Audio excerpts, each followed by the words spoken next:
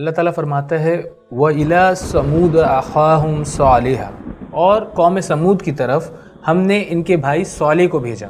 قَالَ يَا قَوْمِ اعْبُدُوا اللَّهَ، انہوں نے کہا اے برادران قوم اللہ کی عبادت کرو۔ مَا لَكُم مِّنْ إِلَٰهٍ غَيْرُهُ، اس کے سوا تمہارا کوئی خدا نہیں ہے۔ قوم سمود، قوم عاد کی تباہی کے بعد قوم سمود نے ان کی جگہ لے لی۔ یہ لوگ بھی بے انتہا طاقتور اور سمجھدار تھے، ان کی بھی لمبی لمبی عمریں تھیں۔ جیسے جیسے ان کے مال و عشرت میں اضافہ ہوتا گیا ویسے ویسے ان کی گمراہی بھی بڑھتی گئی۔ یہ لوگ ایک گھاٹی یعنی وادیوں میں آباد تھے اور انہوں نے وہاں خوبصورت اور عالیشان گھر تراش رکھے تھے۔ انہیں اپنی تہذیب و ثقافت، اپنی ترقی پہ بہت ناز تھا۔ یہ لوگ مضبوط محل بناتے اور اس زمین پہ اکڑ کے چلتے کہ ہے کوئی ہم جیسا۔ یہ آل سمود اپنے وقت میں کافی شان و شوکت والے سمجھے جاتے تھے۔ یہ قبیلہ اپنے جد امجد سمود کے نام سے مشہور تھا۔ سمود اور جدیس دونوں بھائی تھے اور آصر بن ارم بن سام بن نوح علیہ السلام کے بیٹے تھے۔ یہ سب عرب لوگ تھے قوم ہود کی طرح، اور یہ لوگ ہجر میں رہائش پذیر تھے جو حجاز اور تبوک کے درمیان ایک علاقہ ہے۔ یہ لوگ اللہ کے ساتھ دوسروں کو شریک کرتے، روز محشر کو جھٹلاتے اور جہاں جاتے فساد مچاتے۔ اللہ نے ان کی جانب اپنے بندے صالح علیہ السلام کو رسول بنا کے بھیجا۔ حضرت صالح علیہ السلام، آپ علیہ السلام کا سلسلہ نسب یوں ہے: صالح بن عبید بن ناصح بن عبید بن ہاور بن سمود بن آصر بن ارم بن نوح علیہ السلام۔ حضرت صالح علیہ السلام اپنے قول و قرار، اپنے اخلاق اور دانش مندی کے سبب مشہور تھے۔ آپ کی قوم کے لوگ آپ کی بے انتہا عزت کرتے تھے، حتیٰ کہ وہ آپ کو اپنا سردار مقرر کرنا چاہتے تھے۔ پر جب حضرت صالح علیہ السلام نے ان سے کہا کہ اے میری قوم کے لوگوں، اللہ کی بندگی کرو اور اس کے سوا تمہارا کوئی خدا نہیں، وہی ہے جس نے تمہیں زمین سے پیدا کیا اور یہاں تم کو بسایا، لہٰذا تم اس سے معافی مانگو اور اس کی طرف پلٹ آؤ، یقیناً میرا رب قریب ہے اور وہ دعاؤں کا جواب دینے والا ہے۔ جب آپ کی قوم نے دیکھا کہ آپ علیہ السلام سب کو صرف ایک خالق کی طرف بلا رہے ہیں اور باقی تمام مخلوقات کی پرستش سے روک رہے ہیں، تو یہ لوگ آپ پر ایمان لانے کے بجائے آپ کے خلاف ہو گئے۔ کہنے لگے آپ سے تو ہماری بڑی امیدیں وابستہ تھیں، اس سے پہلے کہ ہم آپ کو کوئی اعزاز دیتے، کوئی آپ کو اپنا سردار مقرر کرتے، آپ ہمیں روک رہے ہیں ان کی پوجا کرنے سے جن کو ہمارے آباء و اجداد پوجتے تھے، اور یقیناً جس چیز کی طرف آپ ہمیں بلا رہے ہیں اس کے بارے میں ہمیں بہت شکوک و شبہات ہیں۔ یہ لوگ کئی قسم کے بتوں کی پرستش کرتے، نہ صرف بتوں کی بلکہ یہ اپنے دور کے امیر اور پاورفل سرداروں کی بھی عبادتیں کرتے، انہیں خوش رکھنے کی کوششیں کرتے، انہی کی آؤ بھگت میں لگے رہتے۔ جب ان کی قوم کے سرداروں نے دیکھا کہ لوگ حضرت صالح علیہ السلام کی باتوں پر ایمان لا رہے ہیں تو ان لوگوں کی بے چینی بڑھنے لگی۔ انہوں نے کہا کہ صالح علیہ السلام، ہم تو تمہاری بات پہ ایمان نہیں لاتے، تمہارے پاس کوئی دلیل، کوئی نشانی ہے؟ اور ہم کیسے مان لیں کہ اللہ نے تمہیں چنا ہے؟ وہی تمام بحث و مباحثے کیے جو ان سے پہلے قوم نوح اور عاد نے کیے کہ تم میں کیا اسپیشل ہے، لاؤ کوئی معجزہ دکھاؤ، جاؤ ورنہ کوئی عذاب لے کے آؤ ہم پہ اگر سچے ہو۔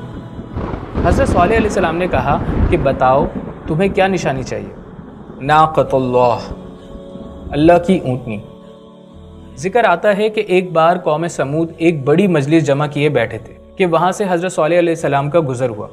آپ علیہ السلام ان کے قریب گئے اور ان کو اللہ کی توحید کی دعوت پیش کی، ان کو واعظ و نصیحت کی، اللہ کے عذاب سے ڈرایا اور ان کو اللہ کی اطاعت و فرما برداری کا حکم دیا۔ تو ان لوگوں نے کہا ہم تو تم پہ ایمان نہیں لاتے انلیس کہ تم ہمیں کوئی نشانی، کوئی معجزہ دکھاؤ۔ حضرت صالح علیہ السلام نے پوچھا کہ تم لوگوں کو کیا نشانی چاہیے؟ آخر میں تم لوگوں کو کیا کر کے دکھاؤں کہ تم لوگوں کو یقین آ جائے کہ میں سچا ہوں اور اللہ کی جانب سے رسول بنا کے بھیجا گیا ہوں؟ ان لوگوں نے پوچھا ہم بتائیں، مطلب جو بولیں گے آپ کریں گے؟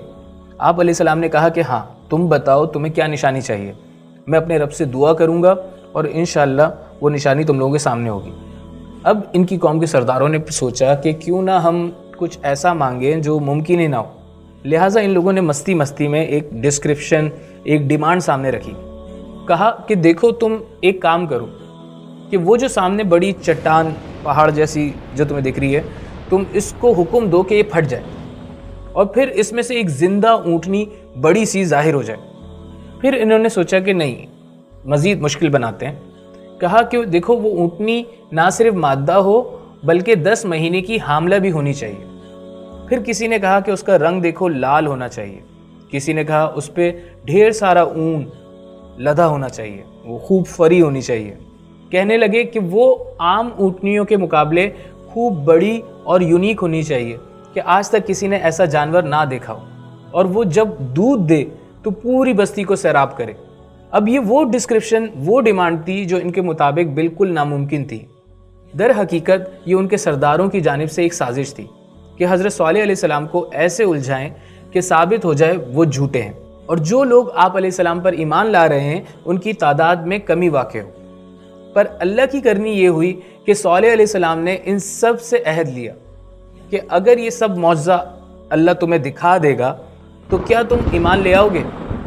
ان سب نے کہا کہ ہاں، ہم وعدہ کرتے ہیں ہم ایمان لے آئیں گے ایک اللہ پر اور آپ ہی کی شریعت کی پیروی کریں گے، مطلب آپ کو اپنا رسول تسلیم کریں گے۔ آپ علیہ السلام نے دعا کی اور وہیں ان سب کی نظروں کے سامنے اسی چٹان میں سے جس کی جانب انہوں نے اشارہ کیا تھا ایک بڑی لال حاملہ اونٹنی نمودار ہو گئی۔ جب یہ سب ان کی قوم کے لوگوں نے دیکھا تو ایمان والوں کے ایمان میں مزید اضافہ ہوا، پر ان میں سے جو سردار کافر تھے ان پہ اس کا کچھ اثر نہ پڑا، بلکہ انہوں نے کہا کہ یہ تو جادو ہے، باتیں بنائیں۔ وہ مزید جل بھن گئے جب انہوں نے دیکھا کہ ان کی ترکیب ساری الٹی پڑ گئی، وہ ایمان لانے کے بجائے ایمان والوں کے دشمن ہو گئے، جبکہ ان لوگوں نے عہد کیا تھا۔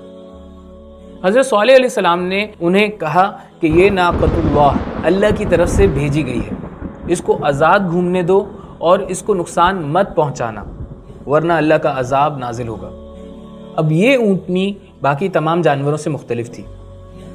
ایک تو یہ اتنی اونچی، لمبی اور باروب تھی کہ تمام لوگ اور تمام جانور اس سے خوف کھاتے، ڈرتے اور دور بھاگتے۔ وہ ایک دن میں تمام گھاٹ، تمام کنویں کا پانی پی جاتی، اور جس دن وہ پانی پیتی اس دن کوئی اور انسان یا جانور پانی نہ پی پاتا، پر اس دن وہ دودھ دیتی جس سے پورا شہر پیاس بجھاتا۔ یہ اللہ کی طرف سے معجزہ تھا، بالکل جیسا انہوں نے ڈیمانڈ کیا تھا۔ اس اونٹنی نے اپنے وقت کے مطابق بچہ بھی دیا، ایک پیارا سا بیبی کیمل، اور یہ قوم سمود گواہ تھے۔ وہ اونٹنی جہاں قیام کرتی اس علاقے سے تمام جانور دور بھاگ جاتے، اور یہ لوگوں کے لیے کھلا معجزہ تھا۔ یہ ذکر دور دور تک پھیلنے لگا، لوگ دور دور سے اس اونٹنی کی زیارت کرنے آتے، اس کا دودھ پیتے، اس کی تعظیم کرتے۔ یوں ناقۃ اللہ یعنی اللہ کی اونٹنی، اللہ کی جیتی جاگتی نشانی لوگوں کے درمیان موجود تھی جو ان کے ایمان میں اضافہ کرتی اور بطور دلیل ان کے پاس بھیجی گئی تھی۔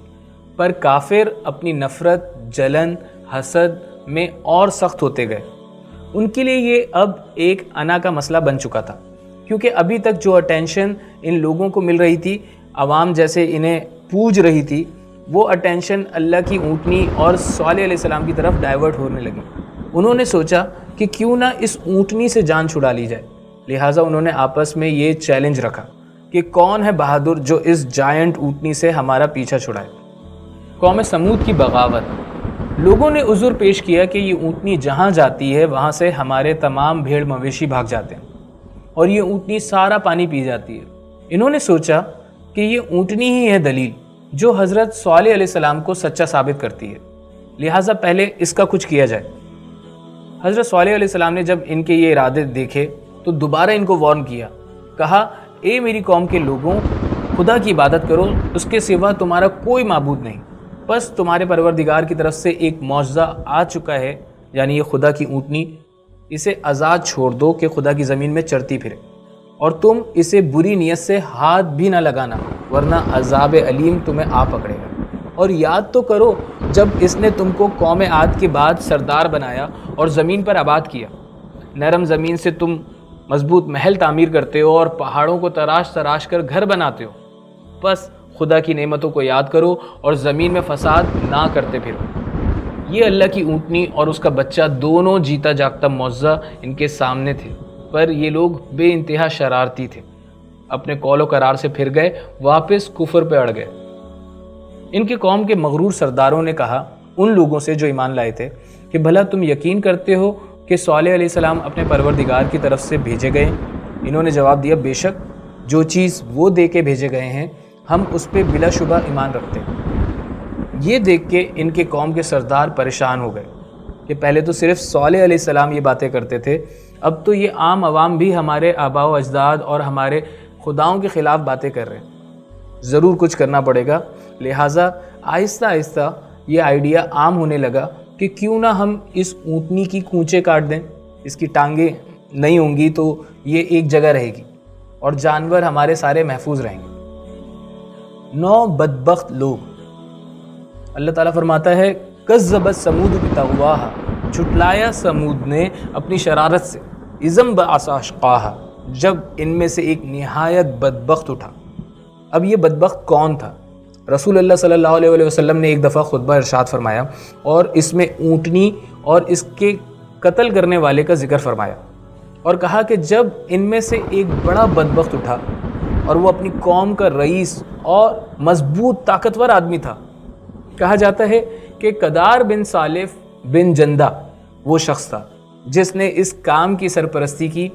وہ سرخ رنگ کا اور میلی آنکھوں والا تھا اور اس کے وجود پر دھبے تھے، یعنی اس کو کوئی اسکن ڈیزیز تھی۔ یہ صالف کے گھر پیدا ہوا جبکہ در حقیقت یہ سبیان نامی کسی آدمی کا بیٹا تھا۔ اونٹنی کے قتل کے متعلق ان کا ایک متفقہ فیصلہ تھا، اس لیے اس کے قتل کو اللہ تعالیٰ نے سب کی طرف منسوب کیا اور فرمایا کہ انہوں نے اونٹنی کو قتل کیا۔ ابن جریر بیان کرتے ہیں کہ قوم سمود میں سے 2 عورتیں ایسی تھیں جنہوں نے اس اونٹنی کو قتل کرنے پہ لوگوں کو ابھارا۔ اس میں سے ایک کا نام صدوقہ بنت الماہیہ تھا۔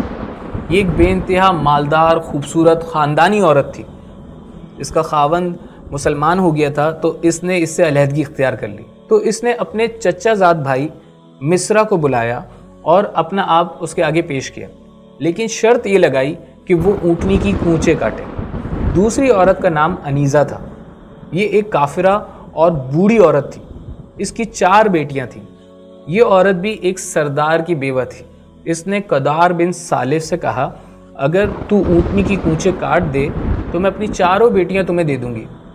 اس طرح یہ دونوں نوجوان مصرع اور قدار اس کام کے لیے تیار ہوئے۔ انہوں نے اپنی قوم کو بھی اس کام پر آمادہ کرنے کی کوشش کی تو 7 آدمی مزید ان کے ساتھ مل گئے۔ اس طرح یہ کل 9 لوگ ہو گئے جن کا اللہ تعالیٰ ذکر فرماتا ہے کہ شہر میں 9 آدمی رہتے تھے جو زمین میں فساد پھیلاتے تھے اور اصلاح نہیں کرتے تھے۔ یہ لوگ پورے قبیلے میں بھاگ دوڑ کرتے رہے اور انہیں اونٹنی کی کونچیں کاٹنے کے فوائد بتاتے رہے، کنونس کرتے رہے لوگوں کو، قبیلے والوں کو، اور قبیلے کے دوسرے لوگوں نے بھی ان کی بات مان لی، ان کو سراہا۔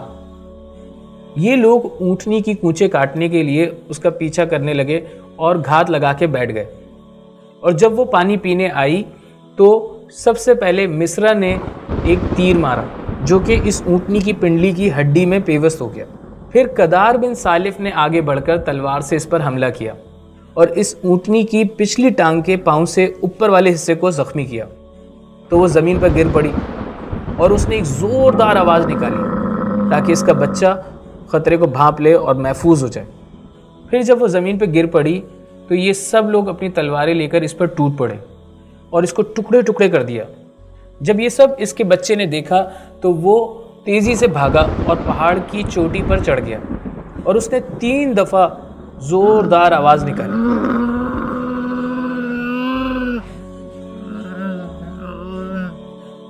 اس کے بعد ان لوگوں نے اس کا گوشت، اس کا اون، اس کی کھال بانٹنی شروع کر دی۔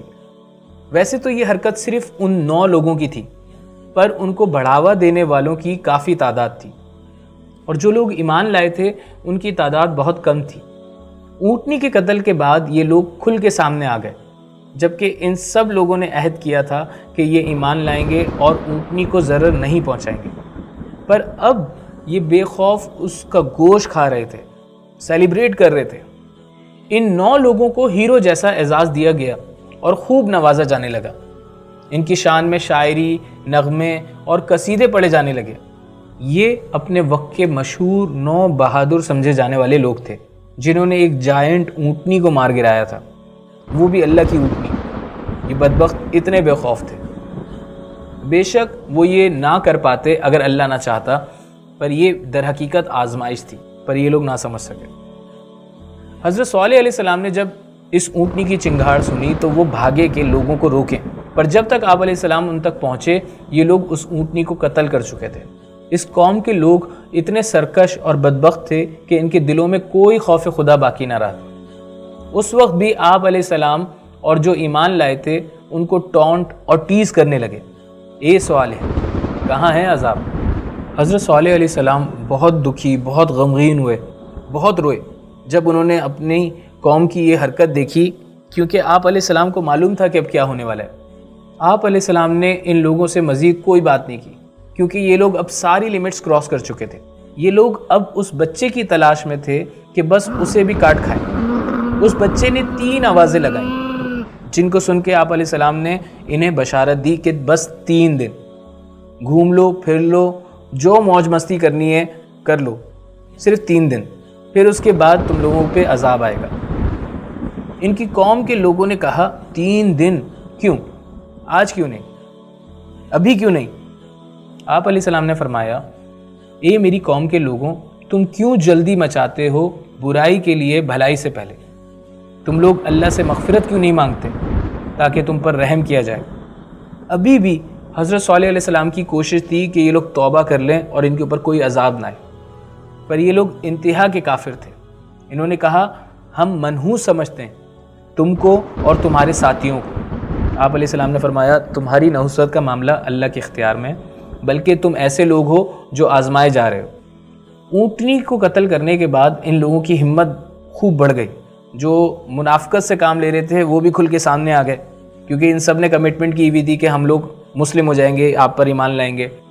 ان کے سرداروں نے یہ منصوبہ بنایا کہ وہ حضرت صالح علیہ السلام اور ان کے گھر والوں کو راتوں رات ختم کر ڈالیں گے۔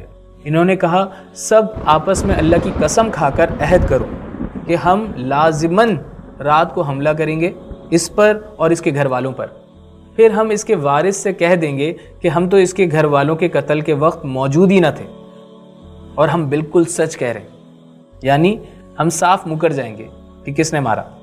اس منصوبے کو عمل میں لانا ان کو اونٹنی کو قتل کرنے سے زیادہ آسان دکھا۔ انہوں نے بالکل بھی مہلت نہیں دی، بلکہ اسی دن انہوں نے سوچا کہ آج رات ہی ہم، جس دن انہوں نے اونٹنی کا قتل کیا اسی رات انہوں نے پلان بنایا کہ آج ہم ان کی فیملی کو بھی ختم کر دیں گے۔ پر راتوں رات اللہ کے حکم سے حضرت صالح علیہ السلام اپنے گھر والوں اور جو ایمان لائے تھے ان کو لے کے اس شہر سے دور ہجرت کر گئے، فلسطین کی جانب۔ تو جب صبح سب نے دیکھا کہ ان کا خاندان جو ایمان لائے تھے غائب ہیں، تو آپس میں باتیں بنانے لگے کہ کس نے کیا یہ کام، کیا ہوا، کہاں گئے وہ لوگ جو ایمان لائے تھے، کہاں گئے حضرت صالح علیہ السلام، اور کہاں گئے وہ لوگ جو اس منصوبے کو عمل میں لانے والے تھے۔ ان کو کچھ پتہ نہ چلا، جیسا کہ ذکر آتا ہے وہ مکروا مکرن، اور انہوں نے ایک چال چلی، وہ مکرنا مکرن، اور ہم نے بھی ایک تدبیر کی، وہم لا یشعرون، اور انہیں پتہ بھی نہ چلا۔ اس واقعے کی تفصیل میں ذکر آتا ہے کہ حضرت صالح علیہ السلام کو قتل کرنے کا منصوبہ بنانے والوں پر اللہ نے پتھر برسائے اور ان کے سر کچل دیے گئے، اور یہ لوگ باقی قوم کی ہلاکت سے پہلے ہی ہلاک کر دیے گئے۔ عذاب سمود۔ حضرت صالح علیہ السلام کی وارننگ کے 3 دن بعد ایک زوردار چنگھاڑ، ایک چیخ نے انہیں آ گھیرا۔ بجلی کی کڑک اور بادلوں کی گرج ایسی کہ کانوں کے پردے پھٹ جائیں۔ صرف ساؤنڈ ویوز تھی پر اتنی تیز کہ ان کے نازک دل اور ان کے مضبوط محل سب وائبریٹ کرنے لگے۔ ان کے پیروں کے نیچے زمین تھر تھر کانپنے لگی اور وہ سب اوندھے زمین پہ گر پڑے، بالکل ویران۔ تفصیلات میں ذکر آتا ہے کہ یہ جمعرات کے دن کا واقعہ ہے، جو ان کی مہلت کے دنوں میں سے پہلا دن تھا۔ اس دن ان سب لوگوں کے چہرے زرد ہو گئے، جس طرح کہ صالح علیہ السلام نے ان کو ڈرایا تھا۔ جب شام ہوئی تو سب پکار اٹھے کہ واہ، ایک دن گزر گیا۔ پھر جمعے کے دن کو ان کے چہرے سرخ ہو گئے۔ جب شام ہوئی تو کہنے لگے شام ہو گئی، مہلت کے 2 دن گزر گئے۔ جب ہفتے کی صبح ہوئی، جو کہ ان کی مہلت کا آخری دن تھا اور تیسرا دن تھا، تو ان کے چہرے سیاہ ہو گئے۔ جب شام ہو گئی تو وہ آوازیں لگانے لگے، مہلت کی مدت گزر گئی، 3 دن گزر گئے پورے۔ پھر جب اتوار کا دن آیا تو وہ سارے خوشبو لگا کے روشنی نکلنے سے پہلے تیار ہوئے کہ سیلیبریٹ کریں گے کہ کچھ ہوا نہیں، اور ان کو پتہ بھی نہیں چلا کہ ان کو عذاب نے کہاں سے آ پکڑا۔ جب صبح سورج نکلا تو آسمان سے ایک چیخ آئی اور ان کے نیچے سے زلزلہ آیا اور ان کی روحیں نکلنے لگیں، جانیں تڑپ تڑپ کر ختم ہونے لگیں اور ان کی حرکات ٹھنڈی پڑ گئیں اور آوازیں بند ہو گئیں اور حقیقت انہیں معلوم ہو گئی، اور وہ اپنے گھروں میں اوندے منہ گرے پڑے تھے۔ محض ان کی لاشیں تھیں، ان میں کوئی حس اور حرکت باقی نہ رہی۔ مفسرین بیان کرتے ہیں کہ ان میں سے صرف ایک لڑکی بچی تھی جو پاؤں سے معذور تھی۔ اس کا نام کلبہ بنت سلق تھا اور اسے ضربہ بھی کہا جاتا تھا۔ اس کافرہ کو حضرت صالح علیہ السلام سے سخت دشمنی تھی۔ جب اس نے عذاب دیکھا تو خدا کی قدرت کہ اس کی ٹانگیں درست ہو گئیں اور وہ بہت تیزی سے دوڑی اور ایک دوسرے عرب قبیلے کے پاس جا پہنچی۔ وہاں جا کے اس نے ساری صورتحال کی خبر دی اور بتایا کہ کس طرح اس قوم پر عذاب آیا۔ پھر اس نے پانی مانگا، پانی پیتے ہی وہ بھی ہلاک ہو گئی۔ اسی طرح ذکر آتا ہے کہ قوم سمود میں سے ایک شخص ایسا تھا جو حرم میں محفوظ تھا، پر جیسے ہی وہ حرم سے باہر نکلا تو اسے بھی اس عذاب نے آ پکڑا۔ غرض یہ کہ قوم سمود میں سے کسی کو نہیں چھوڑا گیا سوائے ان کے جو ایمان لائے۔ یوں قوم سمود تباہ ہو گئی۔ وہ اچھے محل اور ڈیل ڈول مضبوط رکھتے تھے پر اپنے رب کی نشانیوں کا انکار کرتے رہے، حتیٰ کہ انہوں نے خود اپنے چہرے بدلتے دیکھے، پر ان لوگوں نے توبہ نہیں کی۔ اگر یہ لوگ توبہ کر لیتے اور اپنی سرکشی سے باز آ جاتے تو یقیناً صالح علیہ السلام کے ساتھ بچا لیے جاتے۔ عذاب کے بعد، ہجرت کے بعد کہا جاتا ہے کہ حضرت صالح علیہ السلام واپس ہجر آئے، جہاں آپ علیہ السلام پلے بڑھے، جہاں کبھی بڑے بڑے اونچے اونچے محل مضبوط پہاڑوں میں تراشے ہوئے ڈیکوریٹڈ شہر تھا پورا، پر پورا کا پورا شہر اب ویران پڑا تھا۔ آپ نے ان کی جانب مخاطب ہو کے کہا، اے میری قوم، میں نے تم کو خدا کا پیغام پہنچا دیا اور تمہاری خیر خواہی کی، مگر تم ایسے ہو کہ خیر خواہوں کو دوست نہیں رکھتے۔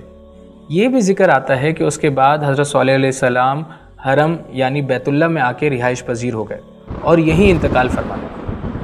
محمد صلی اللہ علیہ وآلہ وسلم کا وادی ہجر سے گزرنا۔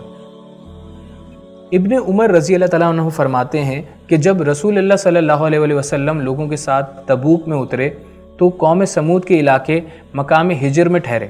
لوگوں نے یہاں کنوؤں سے پانی بھرا جہاں سے قوم سمود پانی بھرتی تھی۔ اس پانی سے آٹا گوندا اور ہنڈیاں بھی پکائیں، تو آپ علیہ السلام کے حکم سے صحابہ کرام نے ہنڈیاں الٹ دیں اور آٹا اونٹوں کو کھلا دیا۔ پھر وہاں سے ان کو لے کر آپ علیہ السلام روانہ ہوئے، حتیٰ کہ اس کنویں کے پاس اترے جس سے صالح علیہ السلام کی اونٹنی پانی پیتی تھی۔ آپ علیہ السلام نے صحابہ کو منع فرمایا کہ وہ ایسی جگہ نہ ٹھہریں جہاں کسی قوم کو عذاب دیا گیا ہو۔ ارشاد فرمایا، مجھے خوف ہے کہ تم پر وہ عذاب نہ مسلط ہو جائے جو ان پر مسلط ہوا، لہٰذا وہاں نہ جایا کرو مگر روتے ہوئے۔ اب آپ صلی اللہ علیہ وآلہ وسلم نے رونے کا کیوں کہا؟ ہم ان کھنڈرات اور ان قبرستانوں میں ایک الگ ہی سما دیکھتے ہیں۔ یہ جگہیں جو گھومنے پھرنے موج مستی کا گڑھ بن چکی ہیں، آج شاید ہی کوئی ہو جو ان مقامات پہ جا کے روئے اور عبرت حاصل کرے۔ مورل آف دا اسٹوری، حضرت جابر رضی اللہ تعالیٰ عنہ سے مروی ہے کہ جب رسول اللہ صلی اللہ علیہ وآلہ وسلم آل سمود کے علاقے سے گزرے تو آپ نے فرمایا کہ اللہ سے نشانیوں کا مطالبہ نہ کیا کرو۔ تم سے پہلے قوم سمود نے اللہ کے پیغمبر سے نشانی کا مطالبہ کیا تھا، تو ان کو اونٹنی نشانی کے طور پہ دی گئی کہ وہ ایک رستے سے پانی پینے آتی اور دوسرے رستے سے واپس جاتی اپنے رب کے حکم سے۔ قوم سمود نے سرکشی کی اور اس کی کونچیں کاٹ دیں، حالانکہ وہ ایک دن ان کا پانی پیتی اور ان کو ایک دن اس کا دودھ پینے کو ملتا تھا۔ جب انہوں نے اس کی کونچیں کاٹ ڈالیں تو ایک سخت چیخ نے ان کو آ لیا، تو سمود کی قوم کے جتنے لوگ آسمان کے نیچے تھے سب ہلاک ہو گئے۔ صرف ایک شخص ان میں سے بچا جو اللہ کے حرم میں تھا۔ صحابہ نے عرض کیا، یا رسول اللہ وہ کون آدمی تھا؟ آپ صلی اللہ علیہ وآلہ وسلم نے فرمایا کہ وہ ابو رغال تھا، اور جب وہ بھی حرم سے باہر نکلا تو وہ بھی اس عذاب کی گرفت میں آ گیا۔ اب دیکھا جائے تو ہمارے پاس بھی نشانیاں کم نہیں، لیکن پھر بھی آج بھی لوگ ہیں جو رسولوں کے منکر ہیں اور ان نشانیوں پہ غور نہیں کرتے۔ ہم نے دیکھا کہ قوم سمود کے ساتھ کیسا معاملہ پیش آیا اور اللہ نے ان کے بارے میں کیا فرمایا۔ وَلَقَدْ كَذَّبَ أَصْحَابُ الْحِجْرِ الْمُرْسَلِينَ، ہجر والوں نے بھی رسولوں کو جھٹلایا تھا۔ اللہ تعالیٰ فرماتا ہے ہم نے اپنی آیات ان کے پاس بھیجیں، اپنی نشانیاں ان کو دکھائیں، مگر وہ سب کو نظر انداز کرتے رہے۔ وہ پہاڑ تراش تراش کر مکان بناتے تھے اور اپنی جگہ بالکل بے خوف اور مطمئن تھے، تو انہیں آ پکڑا ایک چنگھاڑ نے صبح کے وقت، اور ان کی کمائی ان کے کچھ کام نہ آئی۔ دیکھ لو ان کے گھر جو آج ویران پڑے ہیں اس ظلم کے سبب جو انہوں نے کیا۔ یقیناً اس میں نشانی ہے ان لوگوں کے لیے جو علم رکھتے ہیں۔ اللہ اپنی نشانیاں ہم پہ واضح کرے اور ہمارے ایمان میں مزید اضافہ فرمائے، اور ہمیں پچھلی قوموں جیسے آزمائش میں نہ ڈالے۔ آمین۔